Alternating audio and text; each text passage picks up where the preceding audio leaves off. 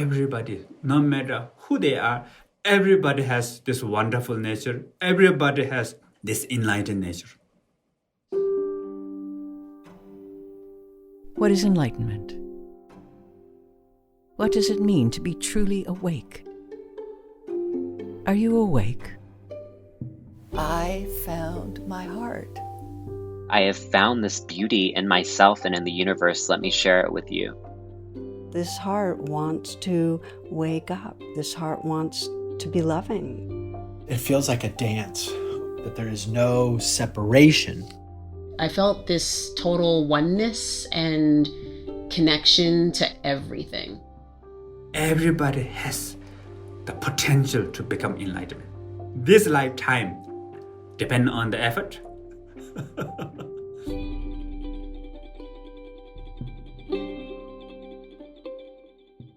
Welcome to Awaken, a podcast presented by the Rubin Museum of Art in New York City. I am your host, Laurie Anderson.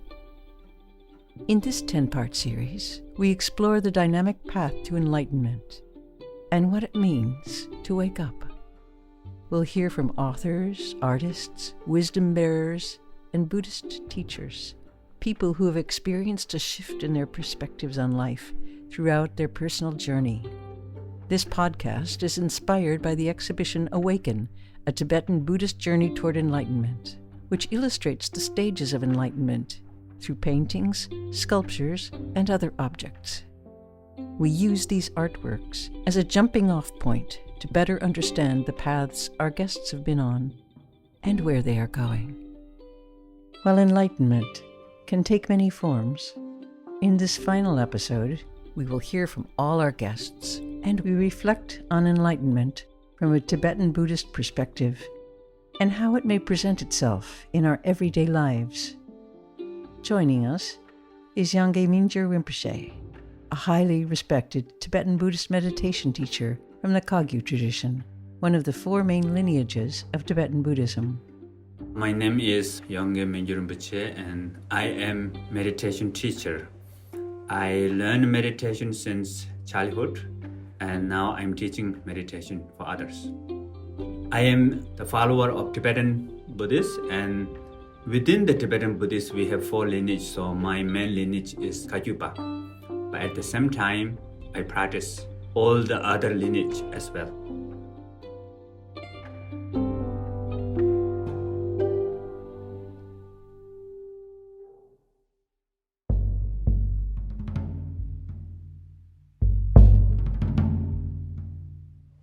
The main meaning of enlightenment is to fully recognize our true nature.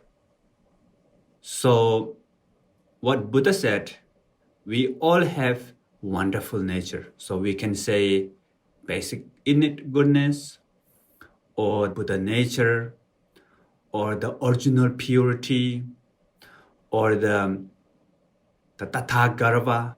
There are so many wonderful names. But all these enlightened qualities are there with us right now, right here. But the problem is, although we have this enlightened nature, but we don't feel like we are enlightened now. We have a lot of problems, what we call monkey mind problem. And there's a lot of fear, panic, depressed, hatred, mind up and down, so many things there. Why? Because of what we call ignorance. And from the ignorance, there's aversion and craving. And these two makes what we call samsara. Samsara meaning the circle of suffering. So there is example. The seed of samsara, seed of suffering, seed of illusion, delusion, and misery. When the seed separate from the cause and condition, no matter how the seed dry, when seed mixed together with the cause and condition, it will come back. But when seed burn and become ash, and even ash disappear, then never come back again. So that is the state of enlightenment. Never come back to return to samsara after that.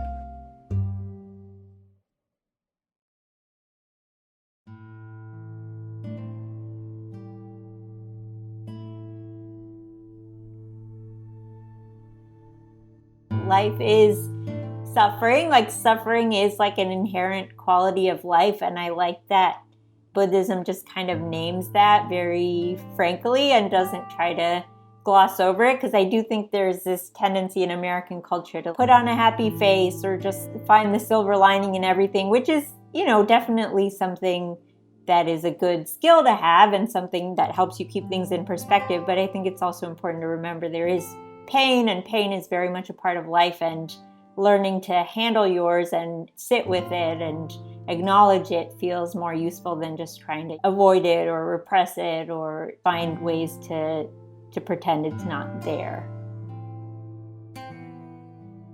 I grew up in a family and in a culture that really glossed over the darker aspects of existence. And I think that left me with a hunger to understand and be connected to the dark, because I knew it was there. It was really obvious it was there. Things were dying, people were dying, suffering was happening, pain was happening, but no one was fucking talking about it.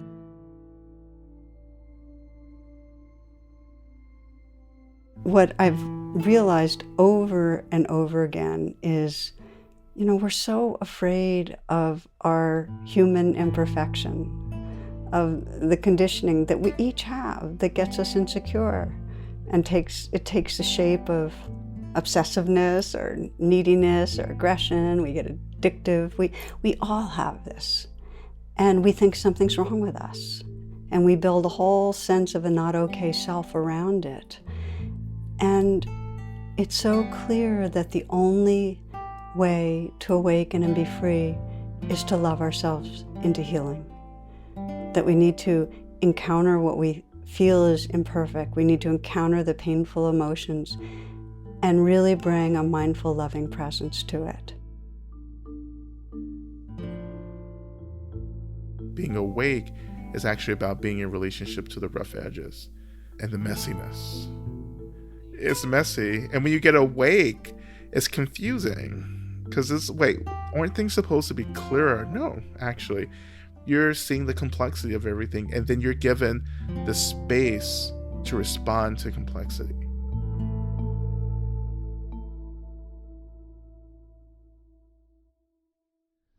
Darkness is divine. Darkness is the beginning. It's also the everlasting. But darkness is the place from which all things grow.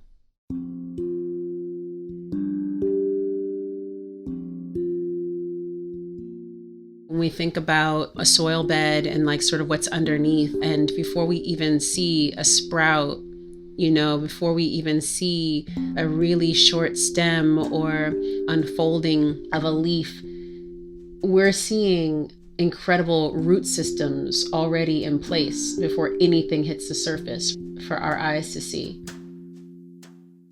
Everything is underground working, right? When we look at the soil, there are earthworms and microorganisms that are working to keep things alive at the soil level. We know there's growth, right? We can't see it. It's happening in the dark. And a baby is born emerging into the light. And if we can see that as also holy, it's really important as well. And so I would invite that new framing around darkness for folks to lean into more deeply in even the times we're living through. And so I see the moment that we've been living through, as painful as it has been for so many of us, as one of awakening, as one of setting us on a path towards liberation, which you have to move through these moments of waking up, you have to rise up. We are living through a massive existential crisis. And I'm a big fan of existential crises. They teach us so much. They have a way of showing us, like I was saying a moment ago, this self, the constructed self versus this sort of underneath it all self. I think a lot of us have kind of seduced ourselves into thinking we need that whatever. We need that car, we need that thing, we need whatever. We need that outfit, we need that job, we need that role, we blah, blah, blah. It turns out we don't really need those things. We want them, but here's a moment where we find some real clarity around the made-up stuff from the bigger stuff. Here's a moment where we might realize what's really actually, when push comes to shove, really, really important to us, and what we're just as happy to let go of, where we realize how much we friggin' need each other and how amazing it is to touch another human being. This idea of independence, this illusion of independence, there's an illusion for you. Maybe we're a little bit more prone to realize our interdependence. So these existential crisis is a terrible thing to waste. It's a wonderful, painful experience, but it gets you to bigger truths. It has a potential to get you to bigger truths. It has a potential to break you down into that little nub. And then with the sort of wide, clearer eyes, if you have enough support and time, well, then you get to kind of reconstruct.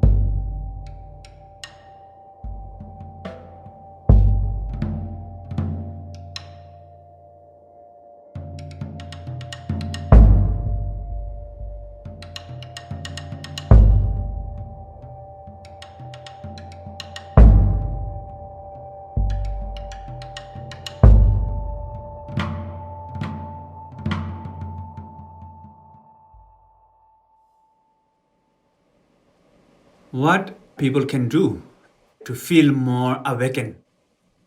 So I think really important is we try to connect with the awareness, love and compassion and wisdom. These the enlightened quality that with us all the time. And normally what we all have awareness, love and compassion, wisdom 24 hours. But of course at the beginning we feel like, what? Even when I'm feeling hatred, do I have love and compassion? Are you kidding me? So I thought something when I was young. But there is practice, systematic practice, how to recognize this within us.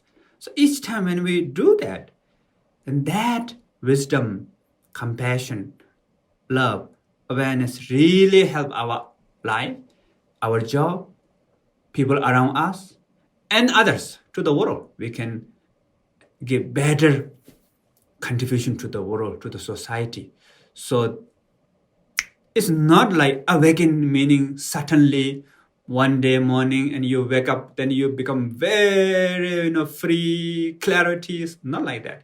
It's just recognize it there, right now with you, that you never thought of that is here before. So there are three main techniques: awareness, love and compassion, and wisdom. So maybe I will discuss about the awareness. So if someone has trapped in the monkey mind, bala bala bala yada yada, and then there's a problem in the life, how to free from that. So normally when we are having this monkey mind, we try to avoid that, try to stop that, try to block that. Then monkey mind actually become bigger. Or some people listen, yes sir, and we have become slave of the monkey mind. Doesn't matter, monkey mind is okay. Awareness is like sky. So actually monkey mind is like cloud in the sky. If we have storms, maybe tornado, hurricane, whatever, even the storm is so strong, it cannot change the nature of sky. You cannot shoot sky, you cannot block sky, you cannot do anything. Sky is always free, present, pure, calm. So awareness is always present with us. It is free from blah, blah, blah, yada, yada, yada. It is always there, pure, calm. But the problem is we need to recognize that. And how to recognize this awareness? What role the meditation play, the tool for the journey for the enlightenment? The first important is we have to use one object, so we can use the breath, knowing the breath. And slowly we can use anything as object of meditation: form, sound, smell, taste, sensation.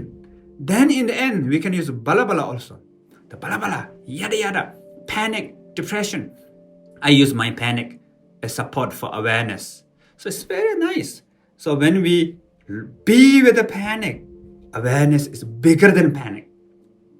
Panic is just a little storm in the sky. Comes and goes, comes and goes.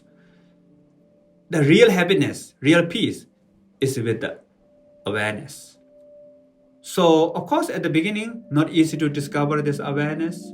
Like normally, all of our sky is wonderful for us, but we are not knowing the sky. The birds always fly in the sky, not knowing the sky. Fish always swim into the water, not knowing the river, something. There is practice, systematic practice. It's like learning new skill.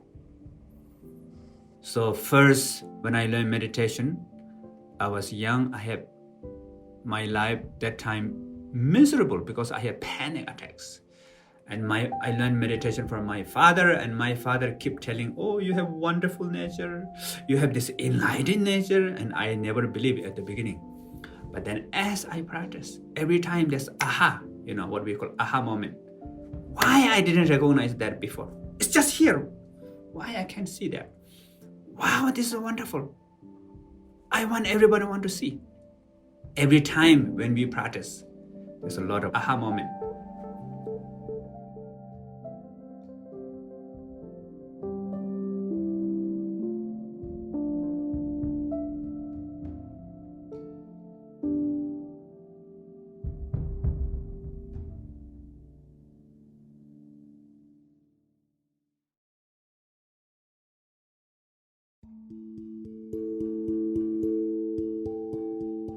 I actually started a yes meditation at that point, which I use the word yes, but it's the energy of yes, which really says, this is the reality of this moment. Just allow it to be here.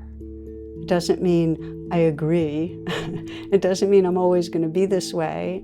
If I have a self-judgmental thought, yes doesn't mean I agree with the content of the thought. It just means, okay, yes, judgment's going on. And so I started practicing more and more like that. It was like, okay, this is the wave in the ocean right now. And the power of it was that who I was more resting in that oceanness. I became more of that tender ocean that had room for the waves. And so this was really the heart of what I've been teaching to others over time, is to be with what's here, to courageously feel it, and to hold it with that tenderness. Sometimes the best we can do is just say, okay, yes, for the moment. But if we keep staying, that yes turns into love, a field of love. And we start trusting more and more that we're that field of loving, more than the story in our mind.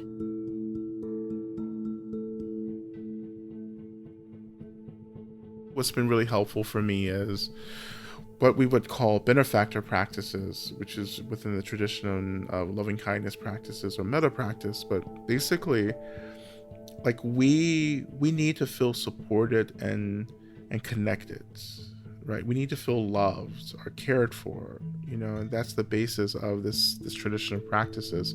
But in benefactor practice, for me, it's like just imagining all these beings who love me coming and sitting with me and loving me. And I just sit and absorb that love. That's all the practice is.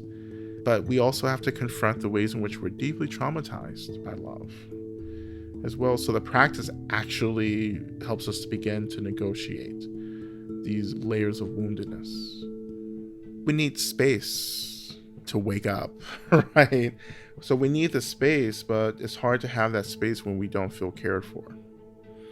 And this energy of care is what helps us just to feel not alone. It helps us to feel connected. It helps us to feel that we belong to others, that we belong to communities, because that's a part of the space. Like, we can't feel isolated and expect to get free. We have to be connected, because that's the reality. We're all connected. It's interdependence. It's one of the laws, of the relative. Like, everything's connected, right? And so love practices connects us.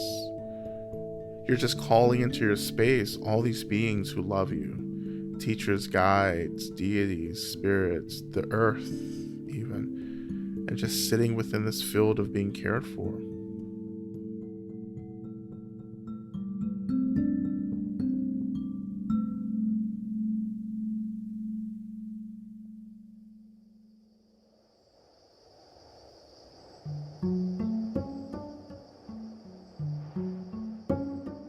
Get out in nature. And it could be, if we're in the city, to a park. It could be simply looking up at the sky and paying attention to the light of the day, the clouds. Can you feel a breeze come? Can you hear a message on the breeze? And take some time to be still in it and reflect and give gratitude. That's beauty. And pay attention to things that capture your imagination. Our growth path is often like following the crumbs along the path. And pay attention to what takes your breath away. Anything that is of such beauty that takes your breath away, that's a clue. That's a connection to the divine. That's a connection to your divine nature. I think we're an aspect of nature. I think we're the human embodiment of life force. I've come to think of things as we're all an aspect of the life force. We have trees and we have flowers, and they have life force, and they have a particular quality and being. And we as humans are an aspect of life. And so I often ask myself, where do I want to put my life force today? Where do I want to bring that nature? Because we are all connected. As we heal, others heal. As we stand in beauty, beauty grows.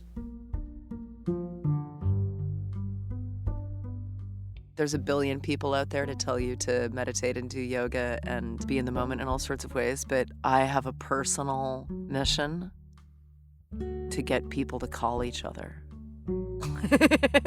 And I am going to ask you in your personal life to consider, when you're in the middle of a texting conversation, calling. Or when you're compelled to check in with someone, try to do it with your voice, not just looking at what we're typing on screens, but that we actually listen to each other's voices. And I know it's so hyper specific, but think about it. It might help heal the wounded, anemic soul of the universe a little bit.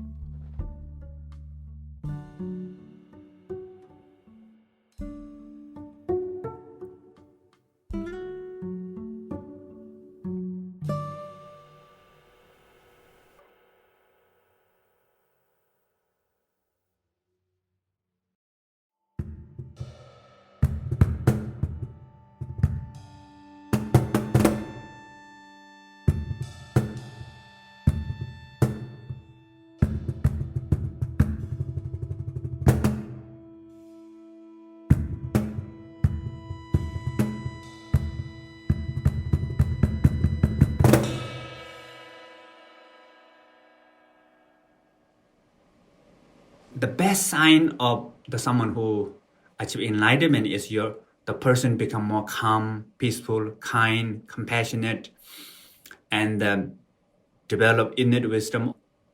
Even though when we achieve the first state of enlightenment, there are 3 steps we have to go through. So first, what we call understanding level. Second is experiential level. Third is the direct realization. So these 3, we have example.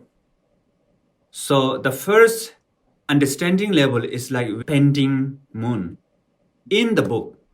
So you can open the book and there's a pending moon in the book, and there's a lot of description about what moon look like. So similarly, now we try to discover our true nature, try to see our innate quality. And this is begin by intellectual, kind of like little bit of cognitive, feeling, and the experiential is mixed together, but still idea. That is not the real enlightenment. But we have to practice again. Then the second stage is what we call experiential state. And that is like you are seeing moon reflection in the lake. So now this reflection is much better than a pending moon, but still not real moon. Still you are not achieved the direct realization yet. Practice again. One day you will achieve the direct realization. An example for that is seeing the crescent moon. Tiny moon in the sky. So that is what we call real moon. So we will fully recognize our true nature in that moment. The wisdom, not just in the intellectual, not just in the experiential, it will come into the senses. Eyes, ear, nose, tongue, bodily. When you look at the world, we will not see the world same as before.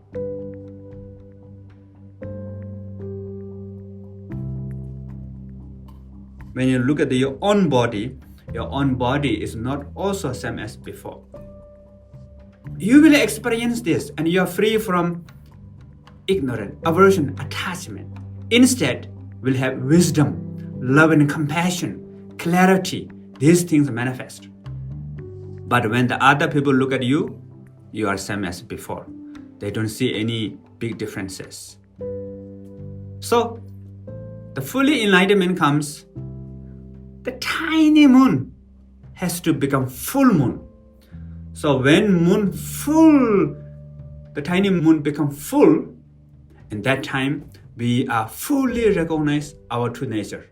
So that's the full enlightenment.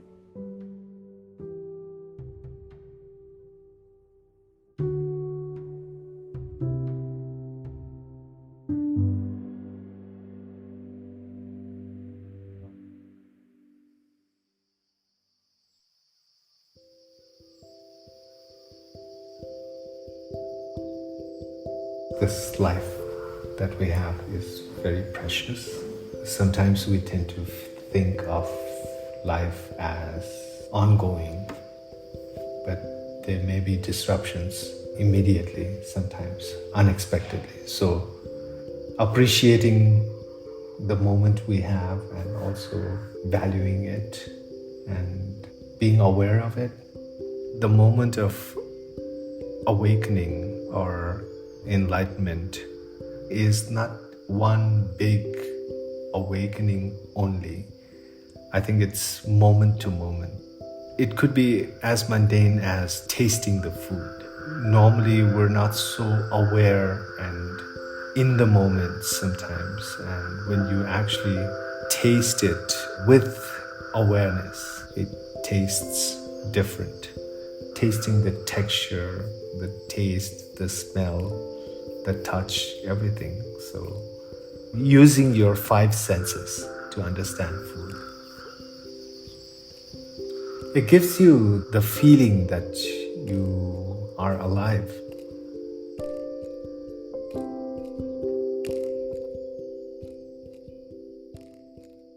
One of the most important things I've learned in my work as an artist is that I started out desperately wanting to be seen. Desperately, hungrily wanting to be seen. And my pain and my experience acknowledged. That's why I wrote songs. that's why I wanted to play them and reach the listener. I didn't really realize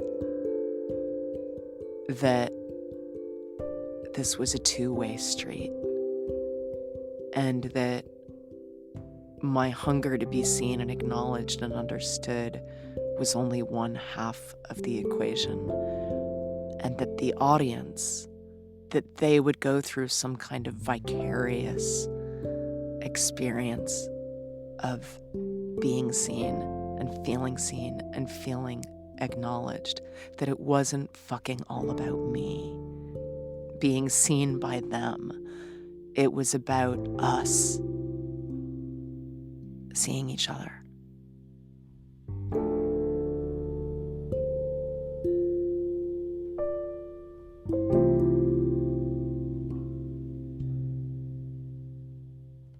Freedom for me is a daily practice, and once I started to experience the delight of freedom, there was no going back. And I really want to say that art was that for me. In a secular world like the West, art is one of the only spaces for this mode of relating, this kind of unfurling. And so actually the work of like soul searching came to me through being an artist.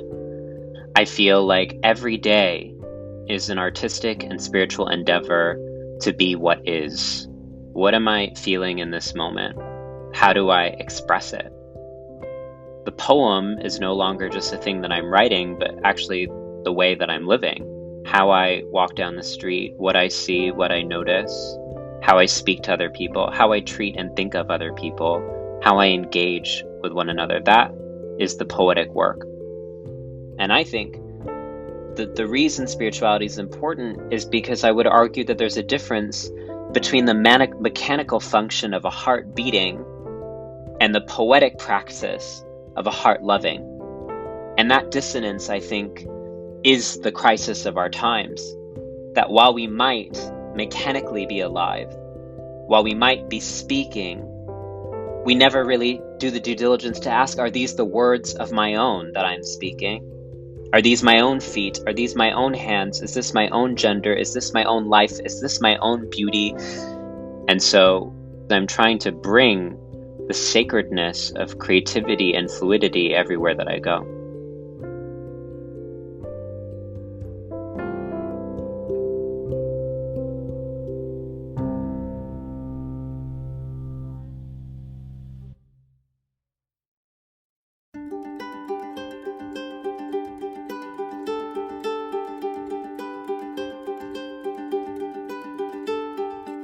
My practice isn't to necessarily unravel the ego or to cut through it. My practice is just simply to see, to understand that this larger picture that I'm identifying as I is actually just a collection of smaller impressions and images, and feelings, all kinds of stuff that get stuck together. And I just want to know that. And not only do I want to know that, I want to embody that.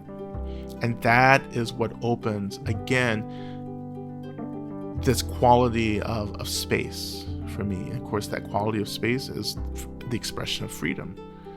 If freedom isn't erasing anything, it's not getting rid of anything. Freedom is actually realizing that, there's like space for me to move around whoever I am, right? But whoever I am is just everything. Actually, it's beyond. I am more than just this ego. I'm everything. I'm the space, itself. In many ways, it's not different from a flow state or a non-ordinary state of consciousness. Human beings are wired neurologically and desire what we call non-ordinary states of consciousness. Traditional cultures might call them ordinary states of consciousness. And so that's also a thread throughout all wisdom traditions and culture, the be here now. What can quiet us and get us into the present moment? Ultimately, where we can work in both the seen and the unseen, we feel unity with all things. It's where the seed of choice comes from. We can choose to be more kind. We can choose to extend more love. We can choose to live in integrity. We can choose to take right action. We can choose to be present. We can choose to not be present. It's really a seat of power.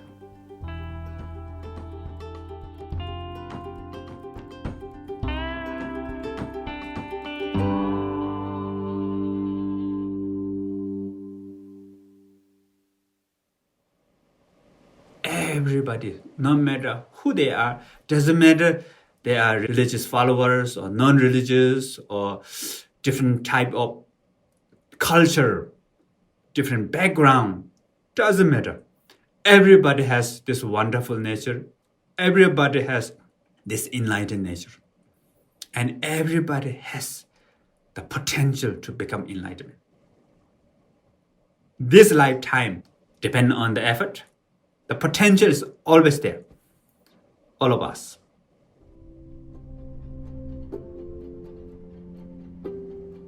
Don't look enlightenment somewhere out there or somewhere in the future or outside of yourself. It's just there, here, within yourself. And your true nature is the enlightenment. It is there with us all the time. And it is you. You are already enlightened, actually. We all are already enlightened. Depend on the effort.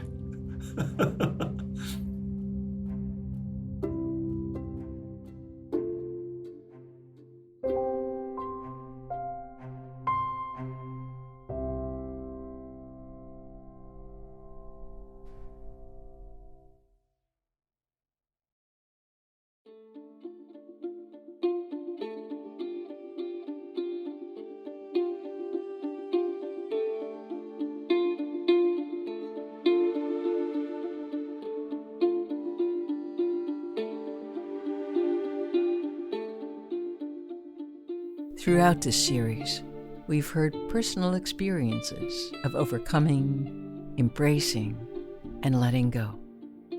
Our guests have used the artwork found in the exhibition AWAKEN, a Tibetan Buddhist journey toward enlightenment, as a launching point to share stories about moments in their lives when they felt truly awake. And while the journey to enlightenment can be ever-evolving, our exploration together in this podcast comes to a close. Thanks for joining us in this exploration of awakening. A very special thank you to all our guests for sharing their stories with us. Aparna Nancherla, Alok Vaid-Menon, Tara Brach, Latham Thomas, Amanda Palmer, Tsherin Sherpa, Lama Owens, B.J. Miller, Patricia James, and Yongey Mingyur Rinpoche. For more information about our guests and to see images of the artwork in all episodes, visit rubinmuseum.org AWAKENPod. If you're looking for more inspiring content, join a conversation on Instagram at Rubin Museum. And if you've enjoyed this podcast, leave us a review wherever you listen to podcasts. Leaving us a review is one of the best ways to help this podcast reach listeners like you. AWAKEN is produced by the Rubin Museum of Art with Vincent Baker, Don Eshelman, Jamie Lawyer, Sandrine Millet, Elena Pakutova, and Donette Samuels. It was produced in collaboration with Sound Made Public with Tanya Kutenjian, Katie McCutcheon, and Philip Wood.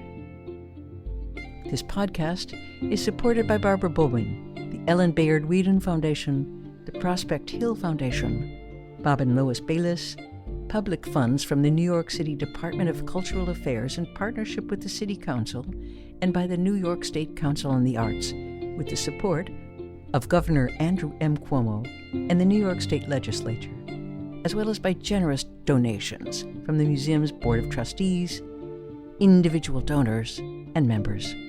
AWAKEN is sponsored by Tricycle, the Buddhist Review, a print and digital magazine dedicated to making Buddhist teachings broadly available. All music for AWAKEN was created by Blue Dot Sessions, Poddington Bear, Tendonite, and Siddhartha Korthus. Thanks for listening.